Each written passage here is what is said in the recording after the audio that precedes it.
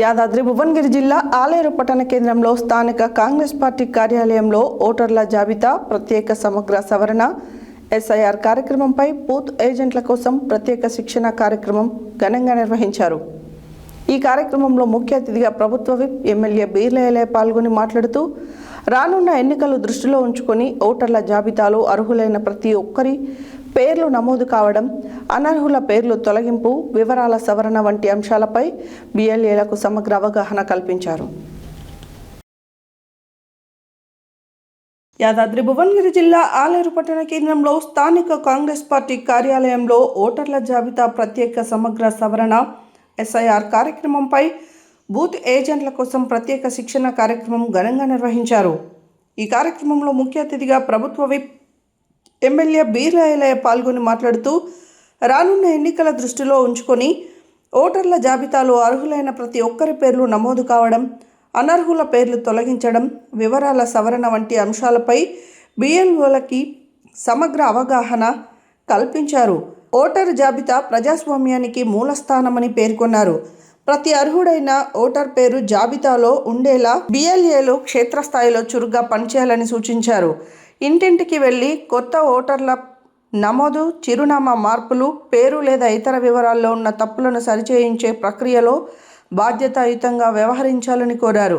ఈ కార్యక్రమంలో కాంగ్రెస్ మండల అధ్యక్షుడు గంధమల్ల అశోక్, పట్టణ మాజీ అధ్యక్షుడు ఎంఏ ఎజాజ్, కౌన్సిలర్లు, సీనియర్ నాయకులు వీజన భాస్కర్, మల్లెల సరిత, జట్టా సిద్ధులు, ఆర్య ప్రశాంత్, కొండరాజు వెంకటేశ్వరరాజు, చిక్కా శ్రవణ్ తదితరులు పాల్గొన్నారు.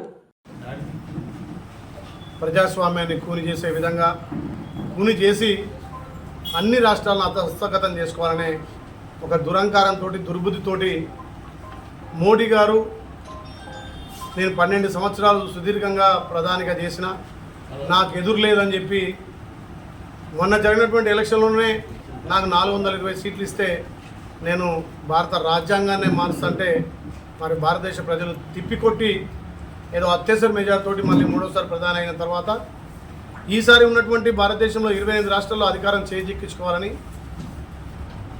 కేంద్రానికి సంబంధించినటువంటి కేంద్ర సంస్థలన్నీ ఎలక్షన్ సంబంధించి ఈసీని కానీ, ఈడీని కానీ, సిబిఐని కానీ, సిఐడిని కానీ అన్ని లోపరుచుకొని ఇలా జేబు సంస్థ లెక్క చేసి ముఖ్యంగా ప్రపంచ దేశాల్లో పెద్ద ప్రజాస్వామ్య భారతదేశమైనటువంటి ఈ భారతదేశంలో మన దేవుడు డాక్టర్ బిఆర్ అంబేద్కర్ గారు రాసిన రాజ్యాంగం 2 సంవత్సరాల 11 నెలల 18 రోజులు సుదీర్ఘంగా ప్రపంచ దేశాల్లో ఉన్న రాజ్యాంగాలన్నీ ఆవసపట్టి భారతదేశ ప్రజలకు, భారతదేశంలో ఉన్న ప్రతి పౌరుడికి స్వేచ్ఛా వాయువులు, ధనిక బీద లేకుండా భారతదేశంలో ఉన్న ప్రతి పౌరుడు 18 సంవత్సరాల ఇంత చాలు 18 సంవత్సరాలకు ఓటక్కుగా ఒక హక్కుగా కల్పించినటువంటి మరి ఆ హక్కును కూడా మోడీ గారు ఒక దురహంకారంగా ఒక ఎస్ఐఆర్ పెట్టి ఇలా ఓట్ల చోరీ చేస్తున్నాడు.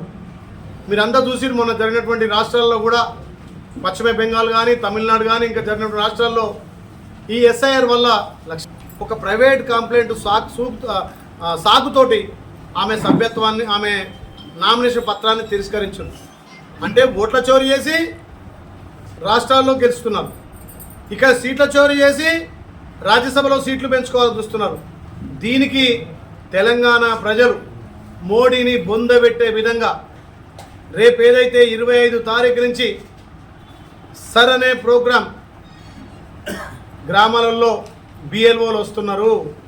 దానికోసం మన పిసిసి అధ్యక్షులు, మన రాష్ట్ర ముఖ్యమంత్రి రేవంత్ రెడ్డి గారి నాయకత్వాన జిల్లా అధ్యక్షుని ఆధ్వర్యంలో ప్రతి బూత్కు ఒక బిఎల్ఏను అపాయింట్ చేయడం జరిగింది. బిఎల్ఏలే కీలకము.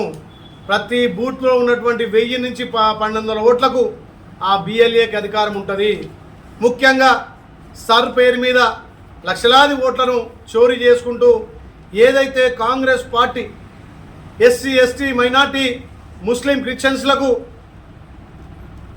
స్వతంత్రం వచ్చే కాంచెల పెద్దపీట వేసి వాళ్ళ ఎదుగుదలకు అన్ని రకాల ఆ పేద ప్రజలను హక్కును చేర్చుకొని బ్యాంకులను జాతీయం చేసి, ఆభరణాలు రద్దు చేసి, 20 సూత్రాల పథకం పెట్టి, పేదలకు ఉపాధిగా ఎన్ఆర్ఎస్సీ పథకం పెట్టి ఎన్నో రకాల సంక్షేమ పథకాలు ఇస్తే ఇలా అట్టడుగు వర్గాలు, ఈ మైనార్టీలు, ముస్లింలు, క్రిస్టియన్స్, ఎస్టీ ఎస్సీలంతా కూడా కాంగ్రెస్ ఓటేస్తారని చెప్పి వాళ్ళ ఓట్లను తొలగించడానికే ఈ సరైన కార్యక్రమాన్ని పెట్టి ఓట్ల చోరీ చేస్తారు. కాబట్టి దీన్ని అరికట్టాలంటే బిఎల్ఏలే కీలకము.